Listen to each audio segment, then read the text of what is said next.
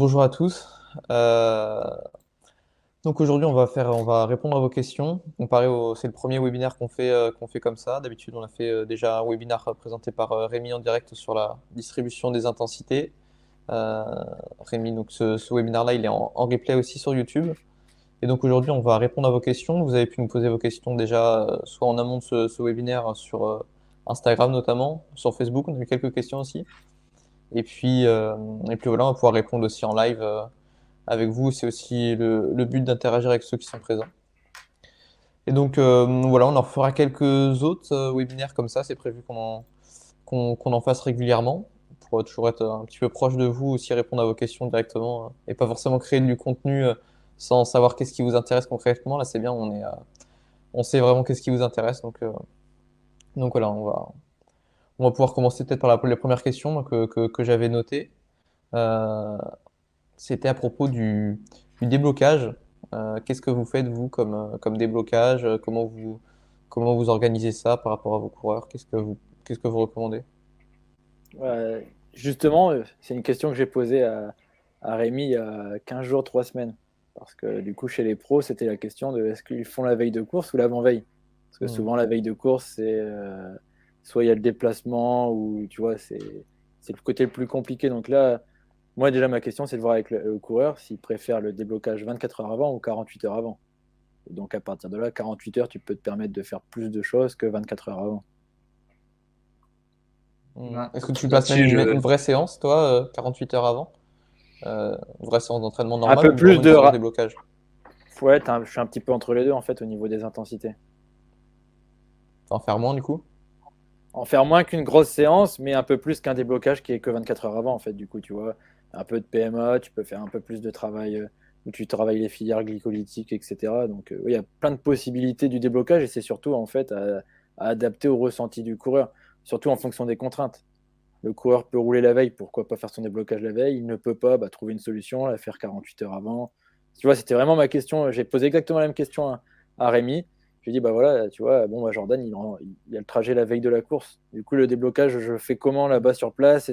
Et Rémi m'a dit, non, mais tu vois, tu le fais avant, tu peux le faire avant. Il faut voir aussi avec lui son ressenti. Est-ce qu'il est. Voilà, c'est le ressenti du coureur. Il y en a certains ont besoin d'être débloqués juste la veille, d'autres pas forcément. Et donc, c'est vraiment toujours à adapter et être à l'écoute du coureur. donc, forcément, moi je confirme ce qu'a dit Maxime, mais la première chose, et encore une fois, comme a pu le dire Maxime, c'est savoir si on fait des intensités ou quelque chose de plus intensif la veille ou l'avant-veille. Après, il y a aussi la possibilité de ne pas faire d'intensité du tout. Ça, c'est encore une autre option. Mais c'est vrai que chez les coureurs professionnels, notamment, mais déjà en élite, souvent le déplacement, enfin chez les professionnels, c'est tout le temps le cas, ou sinon c'est 2 jours avant, mais chez les élites, souvent c'est la veille qu'on fait le déplacement. Et en général, c'est quand même plus simple après avoir fait plusieurs heures de voiture et puis par rapport à la logistique de la journée, de pas trop se prendre la tête et d'aller faire 1 heure et 1 heure et demie tranquille derrière pour dérouler. Et dans ce cas-là, comme ça a déjà été dit, de faire une vraie séance d'intensité l'avant-veille. Moi, je trouve que ça a pas mal d'avantages dans ce sens-là.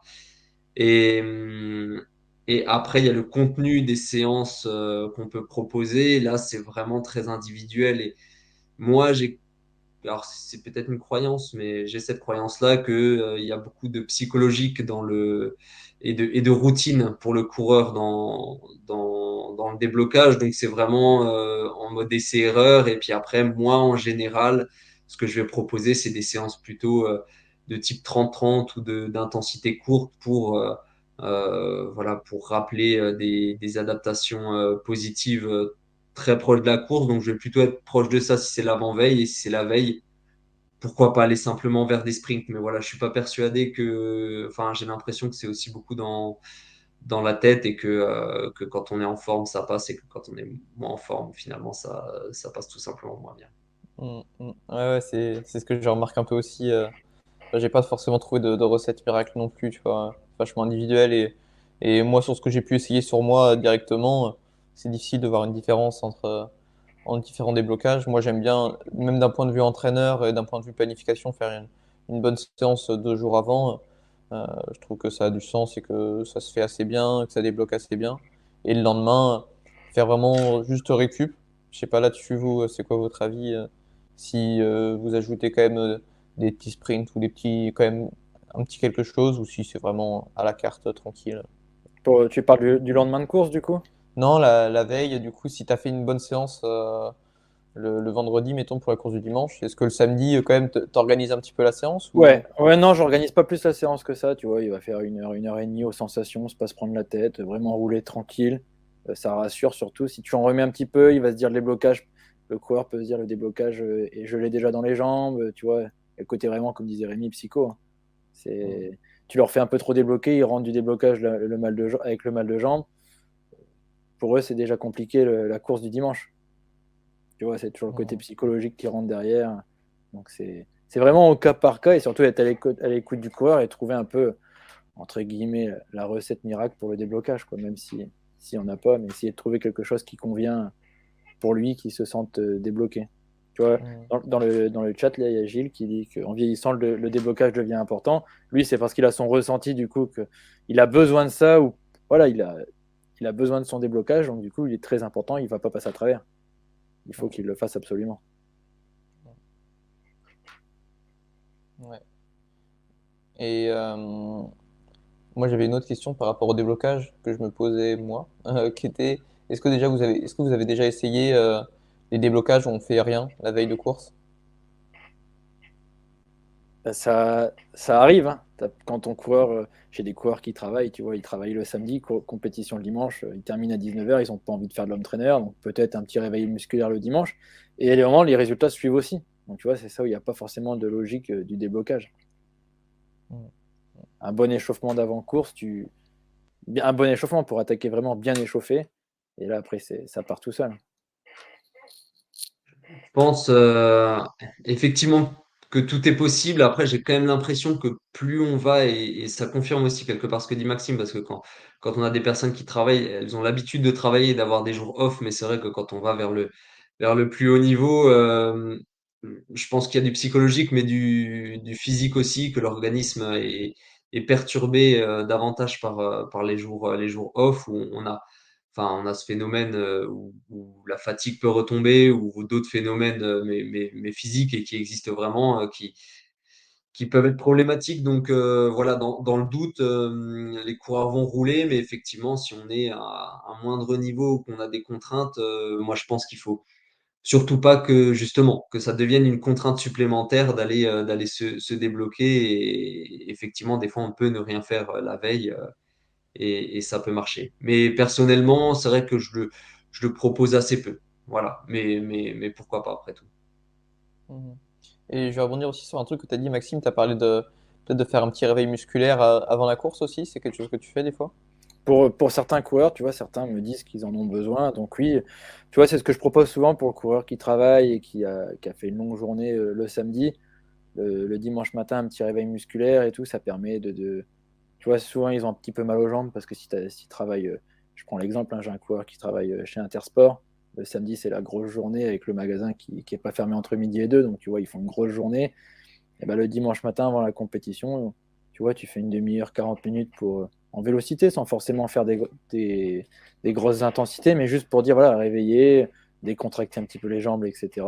Je pense que, tu vois, même mentalement, ça peut faire du bien. Après, il faut vraiment essayer de trouver ce qui peut fonctionner avec le coureur. Si c'est pas non plus une contrainte supplémentaire pour lui, tu vois, il faut pas non plus Mhm. que ça soit une contrainte et qu'il se sente pas bien de faire ça ou qu'il se sente obligé et que derrière il n'en voit pas l'intérêt.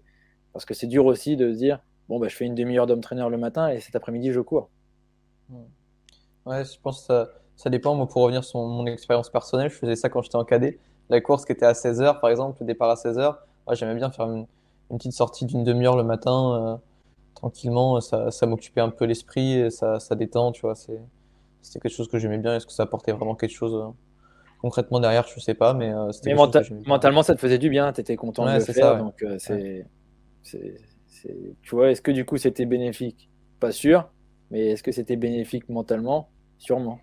Bah, c'est ça, si tu bouffes un peu moins de jus avant la course, parce que quand tu es en cadet, je me souviens, les courses qui partaient quand même relativement tard, toute la journée, ça peut être long d'attendre le départ de la course, faire quelque chose un petit peu, sortir un peu le vélo, prendre l'air, ça fait quand même du bien, tu vois. Ouais. Et je rebondis juste là-dessus. Enfin, moi, je trouve si on a le temps et si on peut le faire, c'est plutôt une bonne solution pour moi.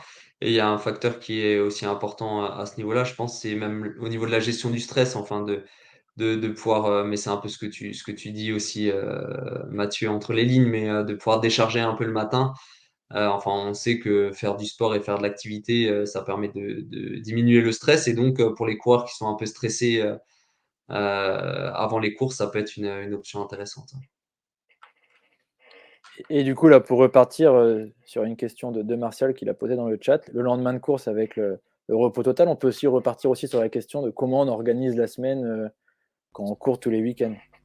Donc du coup, si je veux partir un peu sur l'exemple, quand le coureur court le dimanche, le lundi, j'aime bien mettre la petite récup qui fait du bien, soit sur Home Trainer ou sur route. Maintenant, sur Zwift, ça fonctionne très bien. Le mardi, repos.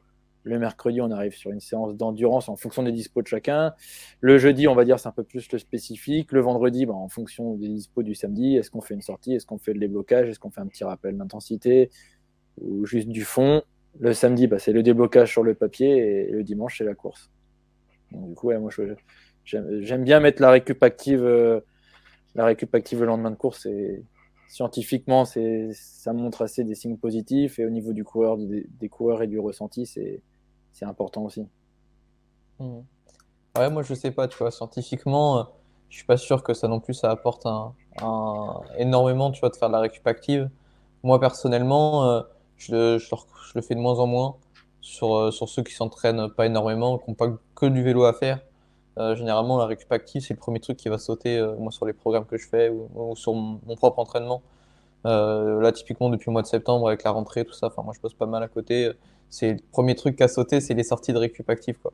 Donc, moi, je trouve que ça dépend du temps qu'on a. Si on a le temps, qu'on a envie, ça vaut le coup. Enfin, ça ne coûte pas grand-chose non plus. C'est cool, on peut le faire. Après, je pense que pour moi, il n'y a pas non plus d'obligation à le faire si on ne le fait pas. Je suis pas sûr que ça change grand-chose. À part pour ceux peut-être qui ont besoin, voilà, comme disait Rémi, ceux qui sont habitués à rouler tous les jours.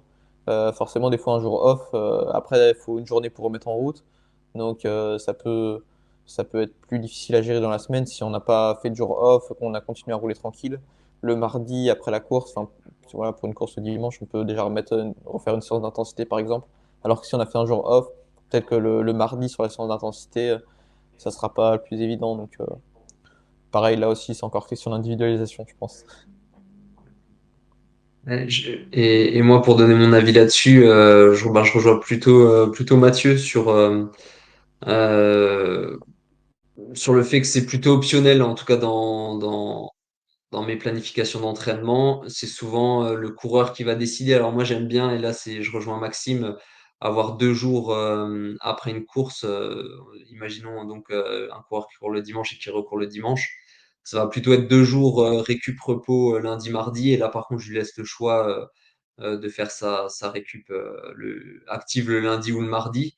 Donc voilà, et puis après, ça va plutôt être de l'endurance aussi, ou alors des intensités. Mais généralement, je mets une séance d'intensité dans la semaine, soit une séance plus un déblocage, soit une seule séance d'intensité, mais plutôt importante, mais pas plus. Et puis sinon, le reste, c'est de l'endurance. Et après, quand on arrive près de la course, il y a aussi de la récup. Donc généralement, c'est plutôt récup en début de semaine. Intensité, endurance, endurance, intensité en milieu de semaine, et puis plutôt de la récup en fin de semaine avant la course. Donc ça, c'est plutôt ma façon de voir les choses. Et après, enfin, Maxime et Mathieu, vous avez vu ça aussi, mais c'était assez intéressant de voir. Enfin, il y a eu l'entraînement d'un patineur médaillé olympique, qui me semble médaille d'or, hein, peut-être même au dernier JO est paru, on va dire. Et cet athlète de très haut niveau fait 2 jours de repos chaque début de semaine, si j'ai bien compris. Je suis pas allé voir en détail l'article, mais C'est chaque week-end, je crois. Chaque Chaque week-end, ouais. week-end. Ouais. chaque week-end, Il organise d'accord. sa Ouais, ok, semaine ok. comme un mec vraiment qui travaille et qui le week-end, il est en week-end, quoi. C'est ça. Et, et, et- Il a dit en gros que en période hors compétition, il s'entraîne 5 jours dans la semaine, du lundi au vendredi, et comme ça le week-end, il est en famille avec sa femme, il est déstress, et le ouais. lundi, c'est sa semaine de travail. Mm. Ouais, mais ça, je trouve ça intelligent. Moi, j'ai déjà fait ça enfin, typiquement, quand il n'y a pas de compétition tous les week-ends, justement. Moi, sur ceux qui ont une vie de famille, les jours de repos, j'essaie de les passer le week-end le plus possible, quoi. Ouais, moi, c'est pareil, j'essaye toujours en fonction de faire des choses de cohérent, tu vois, c'est dans la planification d'un coureur, s'il me dit que ce samedi-là, il n'y a pas de course, mais qu'il a besoin de temps, je vais pas dire non, t'en profites pour les faire 4-5 heures, faut essayer aussi. Sauf si c'est son métier, voilà, il y a du boulot à faire derrière, il est coureur professionnel, il a besoin de s'entraîner, on peut pas sauter une séance comme ça, on va dire entre guillemets, mais pour un autre coureur, on peut toujours s'adapter, trouver des solutions pour que la séance soit efficace et les séances soient efficaces et avoir des jours de repos quand il en a besoin aussi. Mais malgré tout, je trouve que ça, c'est intéressant simplement par le fait que on voit un sportif de très haut niveau faire quelque chose que peu de monde ose faire. Et donc, c'est bien la preuve que c'est le modèle qui doit s'adapter à chaque athlète et que on peut réussir avec différents modèles et qu'il y a pas un seul modèle pour réussir. Et ça, je pense que c'est très important. Et puis l'autre point, c'est entre deux compétitions, à mon avis, c'est que c'est quand même assez important d'avoir, en tout cas sur certaines périodes, de trouver des semaines types et d'avoir des enchaînements qui se répètent plutôt entre les courses parce que ça permet pour l'organisme et pour le psychologique d'anticiper assez bien et donc de bien récupérer aussi entre les compétitions. Après, il faut pas que ça dure trop longtemps à mon sens et encore, mais je trouve que pour ma part, en tout cas, je trouve ça assez intéressant d'avoir des semaines types qui s'enchaînent et selon les besoins de chacun entre les compétitions. Ouais, et ça dépend au final de la planification et des objectifs du coureur. S'il court tous les week-ends pour dire enchaîner, on peut pas forcément se permettre de faire des planifications avec des montées en charge parce qu'on n'aura pas les temps de récup, on n'aura pas le nécessaire pour bien monter en charge, on va dire, avec les séances, un nombre de séances par semaine limité, car bah, si on commence à mettre de la récup, des blocages, plus une autre journée de récup, bah, il nous reste 3 ou 4 jours d'entraînement et c'est très très limité, en sachant que les intensités, il faut quand même en faire, mais de manière modérée pour que le corps les assimile et ensuite continuer à monter en charge. Et donc, du coup, bah, voilà, s'il enchaîne tous les week-ends, c'est compliqué de mettre en place une planif en disant bon, on va faire un bloc de de PMA, pardon, et bon, là, en les calquant les séances de PMA. C'est ça qui est compliqué. Donc, s'il enchaîne, c'est plus compliqué à avoir sur une planif particulière, mais par contre, sur un enchaînement de week-end, voilà, on peut se permettre de faire des petits rappels par-ci, par-là en fonction de la prépa hivernale, et puis ça peut très bien fonctionner. Ça dépend vraiment de l'objectif, si le coureur court, s'il cible des courses, est-ce qu'il est prêt à sauter des week-ends de course pour caler ça. Donc, c'est vraiment du cas par cas. Juste une dernière chose peut-être hein, là-dessus, et puis pour rebondir sur ce que dit Maxime, mais effectivement, enfin, il y a une problématique dans le vélo, c'est la période des compétitions. Et moi, maintenant, je pense, enfin, le développement en compétition, développer des qualités en parallèle des compétitions, c'est quand même compliqué. Je pense que la compétition est déjà un stress suffisant en général pour faire progresser les athlètes. Alors, pas tout le temps, et moi je conseille clairement de ne pas courir tous les week-ends et de loin, ça c'est pour moi un conseil important, mais voilà, le calendrier de course et les intérêts de chaque club font que des fois c'est un peu obligatoire et des fois il faut savoir se contenter de la charge d'entraînement de la course plus des charges d'entraînement peut-être parcellaire, mais voilà, une séance d'endurance, une séance d'intensité. Enfin, c'est pas nécessaire de surcharger l'organisme parce on va plus risquer le surentraînement finalement que trouver des bénéfices à faire ça souvent. En tout cas, c'est mon point de vue.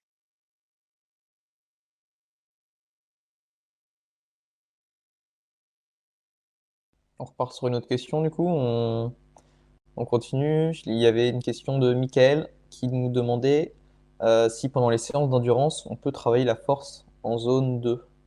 Qu'est-ce que vous pensez par rapport à ça? Ah, alors là, moi, ce que je pense, c'est qu'on peut le faire, évidemment. Enfin, on peut tout faire.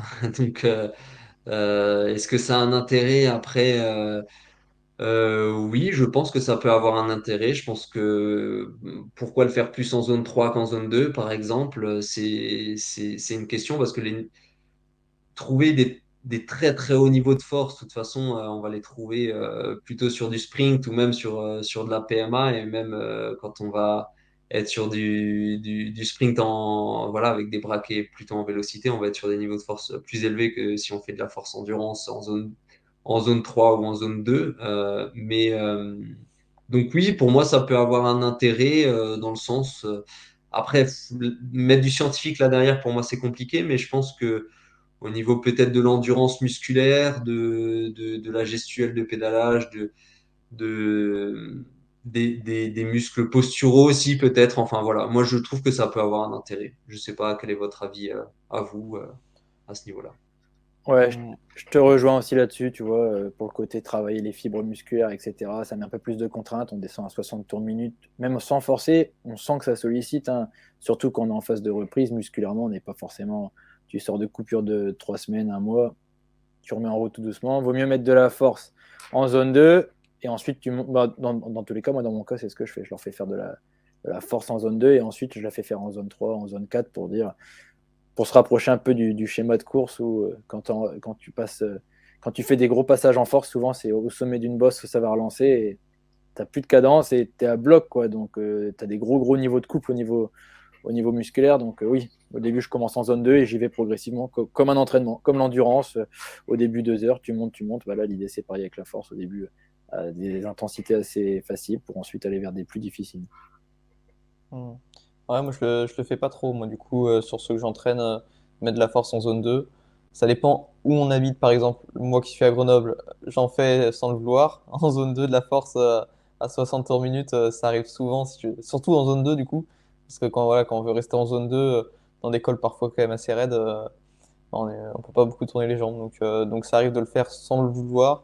Après, enfin, je le programme pas. Pour moi, je vois pas forcément l'intérêt. Est-ce qu'on va pas développer la force? Soit le coup de force il va être trop faible. Au niveau musculaire, c'est pareil. Je pense, pour moi, ça va être trop faible pour recruter des unités motrices plus grosses, attachées à des fibres musculaires plus rapides, par exemple. Donc, d'un point de vue progressivité, pourquoi pas? Je l'ai pas forcément vu comme ça, mais dans ce cas-là, autant le faire directement en zone 3 peut-être. Bon, après, voilà, ça peut être par contre intéressant, je pense, ça, c'est quelque chose que je fais par contre, c'est sur des séances d'home trainer peut-être, ou même des séances d'endurance pour quelqu'un peut-être qui aurait du mal à passer le temps. Ça peut être intéressant, je pense, de varier un peu la cadence à ce niveau-là, sur des home trainers ou voilà, quelqu'un qui a du mal à passer le temps, Et même de faire des petites variations de cadence. Ouais. ça permet aussi de travailler le coup de pédale, le pousser-tirer. Tu vois, ça permet, sans forcément faire des grosses séances de force, quand tu as 60 tours minute, tu peux plus te permettre de concentrer sur le coup de pédale, pousser, tirer. Il faut penser que les jambes, voilà, il y a le côté traction qui est très important, on le néglige, hein. Souvent, on a tendance à vraiment pousser sur la pédale, mais il faut aussi habituer la jambe à tirer. Donc, tu vois, sans forcer, tu peux travailler très bien ton coup de pédale, pousser, tirer, pousser, tirer, pousser, tirer. Tu vois, c'est une des consignes que je mets souvent quand on travaille la force en zone 2, pousser, tirer. Moi, je suis assez critique par rapport à ça aussi, hein, parce que il y a aucune étude qui montre que se concentrer, enfin travailler, même après un bloc, par exemple, je sais pas si tu sais, tu connais les pédaliers dissociés, où on peut dissocier les pédales avec un cycle j'ai vu des études sur peut-être 1 mois ou 2 mois de travail avec ce pédalier, et ça a rien apporté du tout. Au contraire, ça pouvait développer des muscles qui n'étaient pas forcément très économiques, les psoas notamment, enfin ce genre de muscles qu'on recrute pas forcément habituellement. Et on gagnait pas en économie. Et même le fait de penser au pousser tirer à court terme, c'est pas économique non plus parce que ça nous fait travailler un pattern qui est pas habituel. Donc ouais, finalement je m'attarde pas trop là-dessus. Ce que j'ai vu plutôt moi dans les études, c'est que c'était quelque chose, le coup de pédale qui se développait naturellement avec le temps, avec les années d'expérience, plus qu'avec des exercices spécifiques au final. Ouais, puis même ce que tu disais sur le pédalier dissocié, ça fait un peu comme la musculation. La musculation, on te dit de faire des squats, ça se rapproche au niveau utilisation musculaire de l'activité cycliste, mais au final, c'est des angles qu'on rencontre pas du tout en vélo. En vélo, nos jambes travaillent l'une après l'autre, alors qu'en squat, tu fais des squats avec tes deux jambes. Et là, si tu en utilises un pédalier dissocié, donc du coup, ça faisait un peu un pédalage kangourou, sauf que quand tu es en course, tu n'es pas en pédalage kangourou, tu pousses une jambe l'une après l'autre. Donc du coup, ça fait toujours un décalage entre ce que tu t'entraînes, tu vas te perfectionner pour une gestuelle que tu vas jamais rencontrer en compétition. Donc, du coup, Mm. tu vois, c'est pour ça que le pousser, tirer et tout, j'aime bien parce que c'est un peu ce que tu rencontres quand même en course. Quand tu es à bloc et que tu es 53-12 ou 53-14 dans une bosse et tu te dis, voilà, il reste 20 mètres, il faut forcer, c'est ce que tu fais exactement. Donc, voilà pourquoi j'aime bien utiliser un petit peu cette thématique-là. Moi, je lui dirais de remonter les dents, hein. Il tourne les jambes, hein. Ça sera mieux. Non, Je, ouais, je sais pas. Pour l'instant, je le fais pas trop. Est-ce que, ouais, je suis pas archi convaincu. Mais, euh, mais voilà. Il y a une question sur la vélocité aussi. Pendant qu'on est sur la force, souvent on lie les deux. Donc, enfin, même, je pense que ça peut être une bonne chose de lier les deux. Euh, lorsqu'on rencontre des boss, jusqu'à quelle intensité faut-il privilégier la cadence? Euh, vas-y, Mm. Rémi, si. Ouais, ben après je sais pas exactement comment lire cette question, mais c'est évidemment la cadence, on peut la travailler à toutes les intensités. Après, si par exemple on est sur une séance sur une séance d'endurance avec la consigne de rester en vélocité, évidemment si on va rencontrer une boss raid, ben le but ça va plutôt être de rester en endurance et donc là pour moi c'est la cadence n'a plus d'importance. Donc, je ne vais pas demander à l'athlète d'être à la fois en vélocité et en endurance parce que peut-être que ça ne sera pas possible dans certaines bosses. Hmm. Après, je ne sais pas si c'était exactement le sens de la question. Je pense qu'on peut la lire Alors, j'ai peut-être une autre réponse du aussi coup. différemment. Je pense euh, à certaines intensités, quand même, la cadence idéale, entre guillemets, elle va dépendre de l'intensité où on est. Par exemple, sur un prologue court ou même sur des épreuves de piste, on va plutôt privilégier quand même une certaine vélocité au-delà des 100 tours minutes. Par rapport à quelqu'un qui fait de l'ultra-distance, il va pas faire 48 heures à plus de 100 tours minutes, c'est pas possible. Donc plus l'intensité va être quand même faible, plus la cadence idéale, quand même le bon équilibre entre l'économie énergétique et l'économie biomécanique. Plus on va tourner les jambes, moins ça va être économique énergétiquement, mais d'un point de vue biomécanique, ça sera plus efficace. Il me semble que c'est ça. Et c'est l'inverse. L'inverse, si on réduit la cadence économiquement, on sera plus économique énergétiquement, on va moins dépenser d'énergie. Et c'est pour ça que ça serait mieux sur des durées plus longues, quoi. Voilà. Comme ça que j'aurais pu voir la question aussi.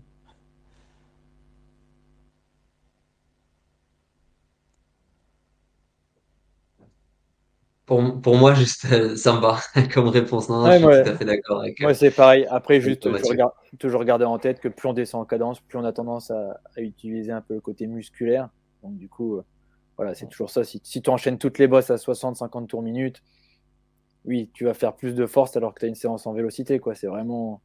Et oui, après, de toute façon, là, il y a plusieurs types de réponses à la question. Moi, je me suis dit jusqu'à quelle zone il doit privilégier la vélocité. Je me suis dit Z4, ça y est, il faut qu'il reste en vélocité, il passe en Z5, il est plus, quoi. Tu vois, c'était plus la répartition de l'intensité avec la cadence.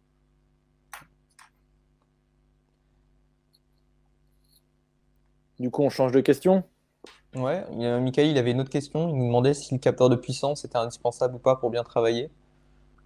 Je sais pas, qu'est-ce que vous en pensez?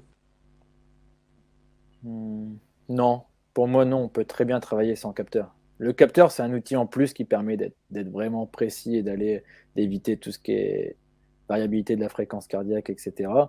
Mais tu travailles à la perception au RPE, au cardio. Je pense qu'en étant à l'écoute un minimum de son corps, on peut très très bien bosser. Je ne sais pas si Rémi est d'accord avec moi, mais pour moi, c'est pas un facteur rédhibitoire de ne pas avoir de capteur de puissance. Non, moi, je suis complètement d'accord.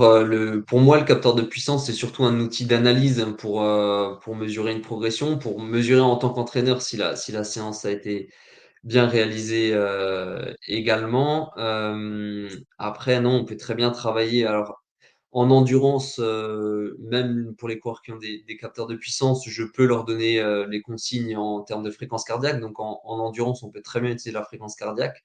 Au-delà de l'endurance, en termes de prescription de séance et donc de réalisation de séance, c'est trop compliqué, surtout au-delà de I3 ou de la zone, on va dire, oui, au-delà de I3 en parlant en échelle des I, là, ça devient trop compliqué d'utiliser la fréquence cardiaque de toute façon. Mais et puis sinon, enfin comme l'a dit Maxime, on a le RPE qui peut être très bien utilisé si on est dans utiliser la perception de l'effort, voilà, réaliser un entraînement par exemple intensif jusqu'à épuisement en étant régulier tout au long des séries, c'est tout à fait possible. Après, il y a une chose qu'il faut avoir en tête, c'est que quand on n'a pas de capteur de puissance, et même si on se fie à la fréquence cardiaque, c'est évident, mais même si on se fie aux sensations, on a tendance à partir trop vite et à faire les premiers exercices et les premières répétitions trop fort. Donc ça, faut l'avoir en tête, que la fatigue, pour un niveau de puissance égal, elle doit venir petit à petit au fur et à mesure de la série. Ça, c'est important pour moi. Mm. Ouais, non, ouais, moi je suis d'accord avec vous. Pour moi, c'est pas non plus essentiel, surtout pour gérer les séances. Après, ouais, pour l'analyse, forcément, il manquera quand même un critère objectif sur la progression, sur le suivi. Ça va quand même manquer. Mais pour faire les séances, pour moi, non, c'est pas du tout obligatoire. Peut-être, ouais, non, franchement, c'est vrai que le ressenti de l'effort, quand même, je trouve que ça fonctionne vraiment bien. La fréquence cardiaque à basse intensité, pourquoi pas. Après, ouais, plus on va monter en intensité, plus ça va être, plus faut être habitué à gérer la dérive cardiaque et tout ça. Il faut quand même connaître un petit peu l'outil. Mais ça fonctionne aussi relativement bien, à part pour ce qui est ouais, au-delà de la zone 4, ça va être compliqué. Et sinon, ouais, le ressenti de l'effort, c'est pas mal, surtout peut-être pour les jeunes. Enfin, je sais pas d'ailleurs comment vous voyez ça aussi pour les jeunes coureurs qui veulent avoir un capteur de puissance. Qu'est-ce que vous leur répondez? Est-ce que le RPE, justement, ça peut ne pas être quelque chose de plutôt bien pour développer justement ça chez les plus jeunes?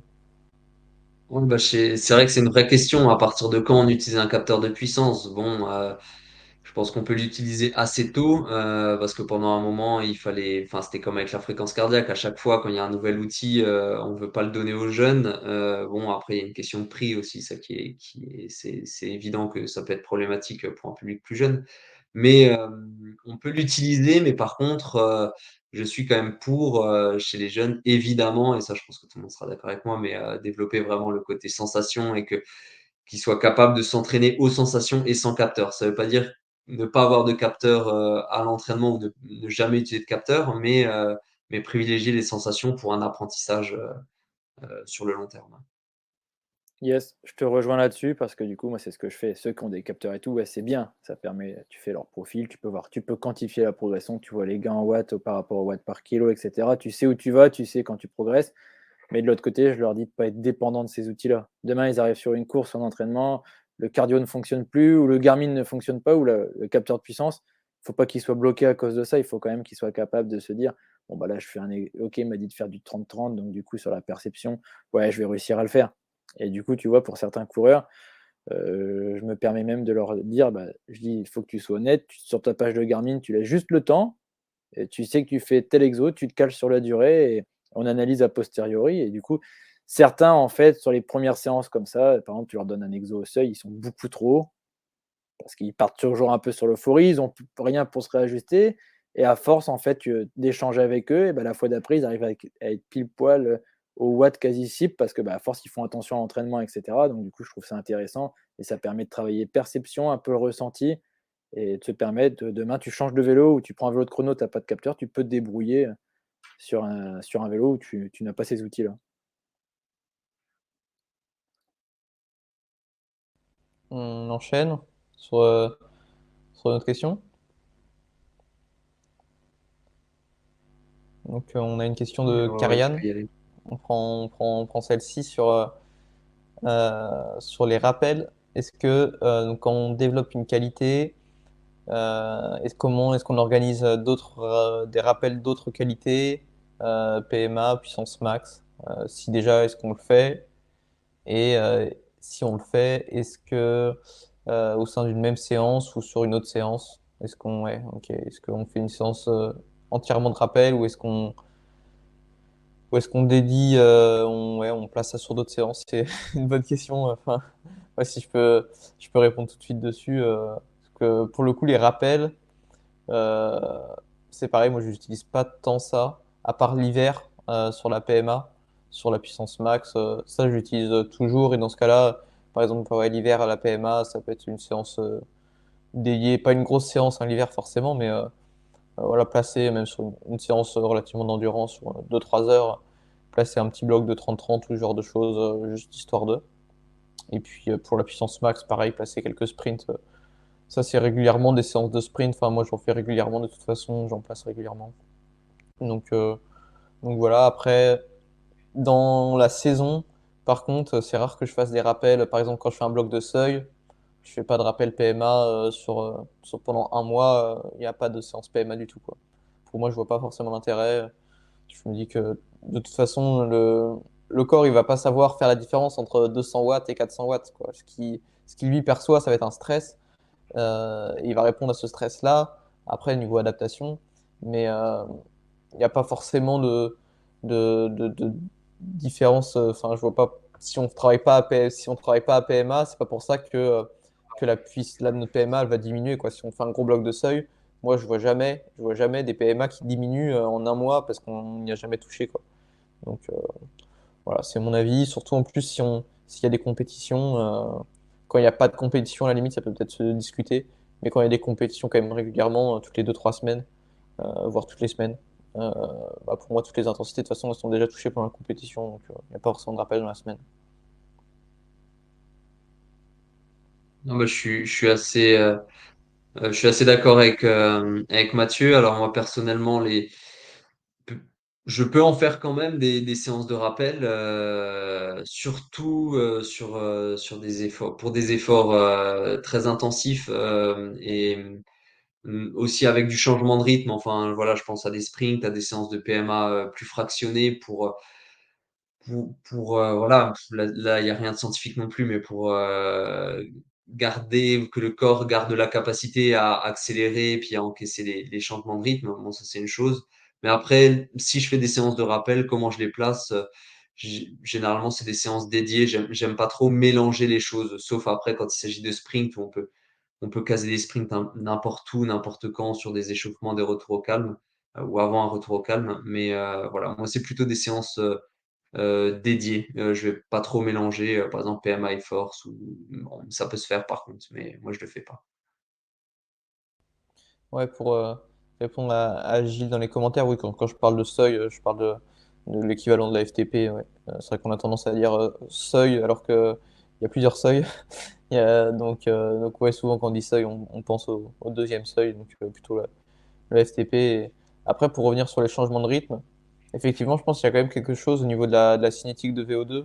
Il y a une certaine cinétique de VO2, une certaine vitesse avant d'atteindre cette VO, cette consommation-là d'oxygène. Est-ce que peut-être les changements de rythme, justement, ça entraînerait pas cette capacité-là à faire vraiment avoir atteindre rapidement la consommation d'oxygène qui est demandée pour la puissance, qui n'est pas une cinétique, un retard au niveau de cette consommation-là d'oxygène.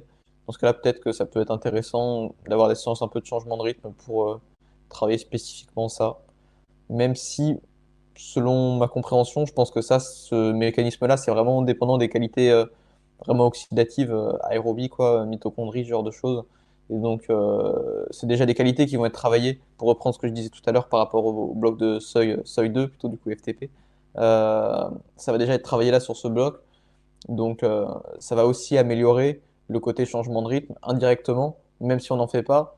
Le fait de développer sa puissance au deuxième seuil, pour moi, elle impactera aussi tout le reste au final, quoi. Donc, changement de rythme, PMA. Voilà. Non, moi je vous rejoins. C'est surtout en fait en fonction de la période à laquelle on se met. Si on fait des compétitions tous les week-ends, les rappels ils sont quasi faits chaque dimanche. Donc du coup la semaine reste assez libre à organiser. Après c'est sûr que je me dis un triathlète qui prépare des objectifs sur des périodes assez lointaines de compétition, il peut se permettre, il a le temps de, tu vois, tous les 10 15 jours de faire un petit rappel peut-être de force max, etc. Il peut organiser sa semaine différemment et se dire, bon, voilà, tous les 10 15 jours, un petit rappel par-ci, par-là, pour organiser sa semaine, refaire des intensités, etc. Je pense que c'est largement faisable. En tous les cas, c'est ce que je ferais moi. Et pour répondre à la question concernant les rappels de force en période de compétition, dans le fil de discussion, moi personnellement, je n'en fais pas parce que j'estime que la force, alors ça dépend ce qu'on met derrière le terme de force, mais en général, quand on parle de la force en général, on la développe largement en compétition et c'est d'ailleurs, pour moi, on la développe peut-être des fois on a tendance à délaisser plutôt la vélocité, mais en tout cas moi je, je mets très peu de rappels de force pendant les compétitions et pour moi le gain de force il va se faire notamment en compétition. Ouais, effectivement, ça dépend ce qu'on met derrière force. Si c'est force comme la musculation, par exemple, dans ce cas-là, moi, je mets des rappels toutes les semaines ou entre 7 et 15 jours, on va dire, à peu près. Après, pour ce qui est force, comme on pourrait l'entendre généralement en entraînement, dans ce cas-là, moi non plus, j'en fais pas forcément. voir des fois sur des blocs de force quand même courts, par exemple sur des 30 secondes en force, en zone 5-6, ça peut être intéressant sur certains blocs. Enfin, sur des blocs spécifiques, pas forcément sous forme de rappel, hein, mais c'est vraiment des vraies séances quand je sens que j'ai besoin de développer cette qualité-là.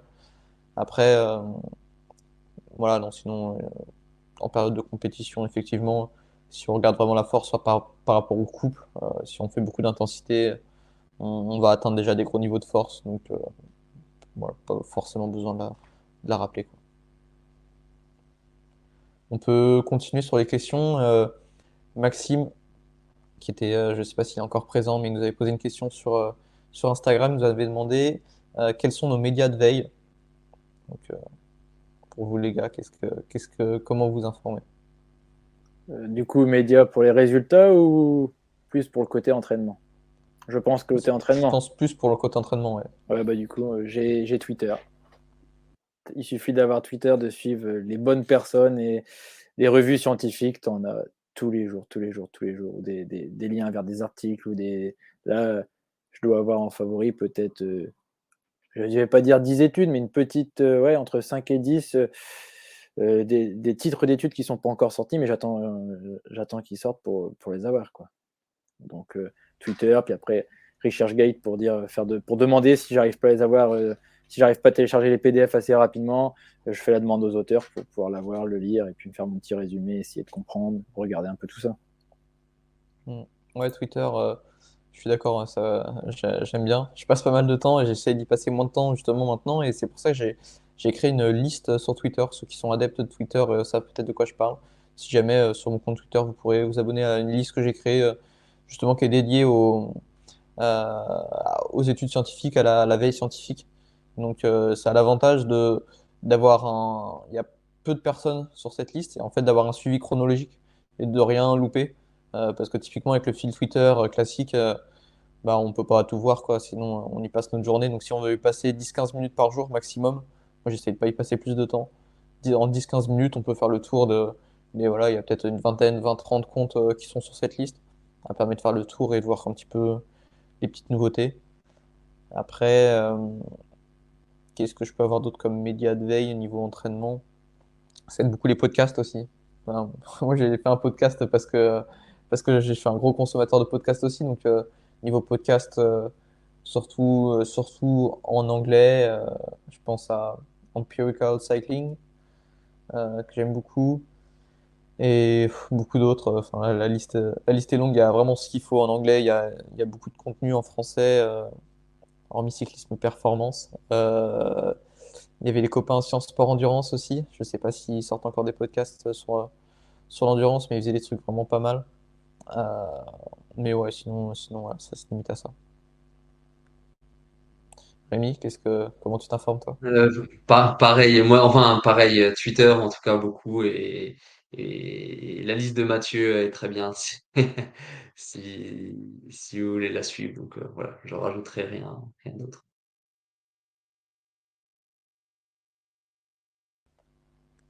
On, on peut peut-être se redonner une question. Je sais pas exactement combien de temps ça va faire à peu près 40-45 minutes. Ouais, On se donne une dernière question. c'est ce Et que j'allais puis, vous dire, une dernière question, et puis on gardera les autres pour un prochain. ouais, je sais pas si dans le chat vous avez une question. Peut-être on peut en profiter pendant que vous êtes là pour si vous avez une question spécifiquement. Sinon on va en prendre des questions qu'on nous avait posées sur, sur les réseaux. Hmm, Il y avait la pratique du XCO. Je ne sais pas si ouais. vous êtes plus ou moins spécialiste, vous, mais Pour le coup, moi, non, je connais pas tellement finalement le VTT. Je sais pas si moi j'ai jamais entraîné quelqu'un qui faisait du VTT. J'ai quelques coureurs qui font du VTT, donc ça me parle un petit peu. vas-y, Maxime, on t'écoute. C'est En fait, tu vois, déjà I4, I5, I6, I7, j'adhère plus trop à ces appellations. Donc, en fait, il faut surtout prendre la logique de l'activité. Tu regardes un petit peu quel type d'effort, la durée de la course. Souvent, chez les jeunes, c'est des courses qui durent 1 heure, 1 heure et quart. Donc, on est typiquement sur un effort, c'est de la zone 4. Sauf que le VTT, il y a une grosse part de technique, de tactique à prendre en compte, de la gestion d'effort avec des relances qui peuvent solliciter les filières glycolytiques. Donc, du coup, il y a vraiment Ouais, en fait, il faut un gros moteur. Il faut être capable d'envoyer par intermittent, relancer, réaccélérer, ralentir, repartir et garder de la lucidité. Parce que du coup, en fin de course, un peu moins lucide, les chutes arrivent vite et du coup, voilà, on n'est plus dans la course, on peut s'effondrer dans le dernier tour alors qu'on était plutôt bien classé, mais 2 chutes ou 2 changements de trajectoire différents et ça y est, la machine s'enraye et d'ailleurs c'est compliqué. Et donc finalement, quel type, Maxime, d'entraînement enfin si tu avais, ouais, peut-être pas des séances type, mais des orientations type pour le VTT, Bah, généralement, tu proposes quoi comme type de séance d'intensité? des grosses séances de seuil parce que c'est les efforts que tu vas rencontrer. L'idée, c'est de par rapport à ta PMA, d'avoir le plus haut pourcentage, de maintien au seuil. Tu vois? C'est vraiment le typique d'effort, tu comme en cyclo-cross un petit peu où les efforts durent 1 heure 1 tu vois? 1 heure 1/4 de course. Tu es tout seul en fait, c'est un long contre la montre. Donc du coup, tu as pas le choix d'envoyer, mais envoyer longtemps. Donc gestion de l'effort, tu as ça à travailler, la répétition des efforts, garder cette intensité-là. Ouais, donc moi je vais faire beaucoup un peu d'exo, autour de la FTP, tu vois? Et après pas mal de glycolytique avec les relances. Surtout habituer le corps à assimiler le lactate, à le recycler, bah, et l'utiliser comme une énergie. Intéressant, Maxime. Moi, je suis pas spécialiste, donc non plus, donc je je me réfère à ce que dit Maxime. Après, je me trompe peut-être, hein, mais je me dis, je regarde un petit peu l'activité, comment elle se déroule, le type de course. Alors oui, c'est sûr, souvent, ils sont sur les Coupes de France, ils sont 150, 200 au départ, tu vois, en cadet ou en junior. Mais au final, à part le départ, après, ils sont tout seuls à faire leur effort. Si tu es costaud, tu doubles les autres, mais tu pas comme en peloton où tu es dans la course dure 120 bornes, mais tu peux être dans les roues pendant 110 bornes, quoi. Du coup, là, tu pas le choix d'envoyer et du coup, si tu veux gagner, il faut pas le choix d'avoir un gros moteur pour être devant. On fait les 2 dernières questions qui apparaissent dans le fil. Vas-y. Donc, alors, celle-là, elle me paraît complexe pour moi. Quels étirements sont importants pour préparer les longues sorties en force, donc notamment en montagne? Je suis pas, je suis pas sûr que les étirements vont préparer les longues sorties en force, mais effectivement, c'est important, je pense. Alors ça, c'est mon avis. Je ne suis pas non plus spécialiste, mais c'est important de s'étirer tout simplement pour être assez souple et pour éviter les douleurs, on va dire posturales. Mais voilà, après, ça va concerner les muscles qu'on utilise lors du pédalage, bien sûr, les muscles du dos. Mais après, voilà, je suis pas spécialiste et peut-être que Mathieu est davantage. Ouais. Bah, le lien entre étirement et performance, déjà, il n'existe pas. Donc, il n'y a pas tellement de lien entre voilà, ce que les étirements pourraient améliorer la performance ou quoi, ni au niveau de la récupération. Il y a pas forcément d'études qui montrent un lien. Il y a eu des études au niveau de la performance qui montraient que ça pouvait être. Ok, alors, pour éviter les douleurs aux fessiers et bas du dos, ok, dans ce cas-là, ouais, ça fait plus de sens, ouais. Dans ce cas-là, ça fait plus de sens de s'étirer pour détendre certaines zones qui pourraient. C'est vrai en montagne, on a quand même euh, un enchaînement des cols et peut être assez demandant par rapport à la position. Et même, je pense aussi aux descentes. Quand on enchaîne les descentes, elles sont pas forcément faciles à gérer.